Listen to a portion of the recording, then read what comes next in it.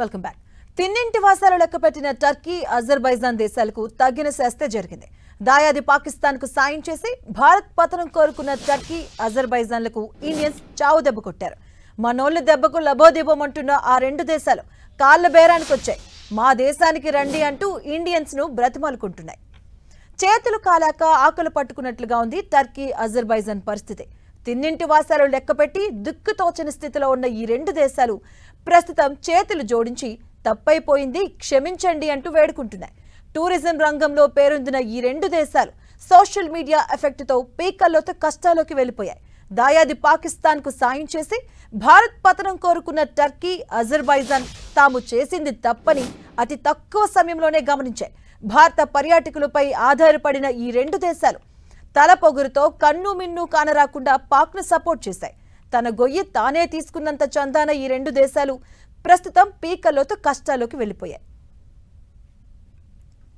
Scene cut చేస్తే ఇంటి ముందు అడుక్కు తిన్న చందాన టర్కీ, అజర్బైజాన్ చేతులు జోడించి భారతీయులను వేడుకుంటున్నాయి. భారత ప్రయాణికులు తమ ప్రయాణాలను రద్దు చేసుకోవద్దని, వాయిదా వేసుకోవద్దంటూ టర్కీ పర్యాటక శాఖ ఓ లేఖను విడుదల చేసింది.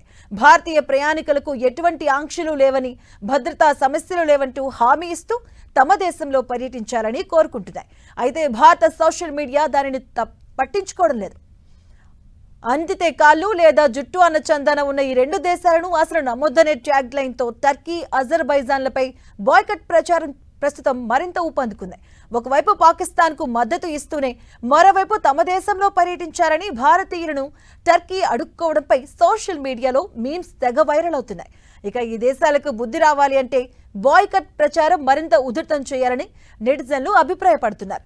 దీనికి రాజకీయ నేతలు కూడా తోడయ్యారు. శివసేన ఎంపీ ప్రియాంక చతుర్వేది కూడా టర్కీ, అజర్బైజాన్ పై ఫుల్ ఫైర్ అయ్యారు. పాకిస్తాన్ కు టర్కీ ఆయుధాలు ఇవ్వడానికి ఆ దేశంలో భారతీయులు పర్యటించి డబ్బు ఖర్చు చేయరని స్పష్టం చేశారు.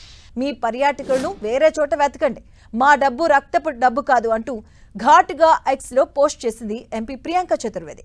ఇక టర్కీ, అజర్బైజాన్ పై బాయ్కట్ ప్రచారంతో 60% ట్రావెల్స్ బుకింగ్స్ రద్దయ్యాయి. పాకిస్తాన్ కు బహిరంగ మద్దతు ఇవ్వడంతో టర్కీ, అజర్బైజాన్ పై భారతీయులు ఫుల్ ఫైర్ అవుతున్నారు.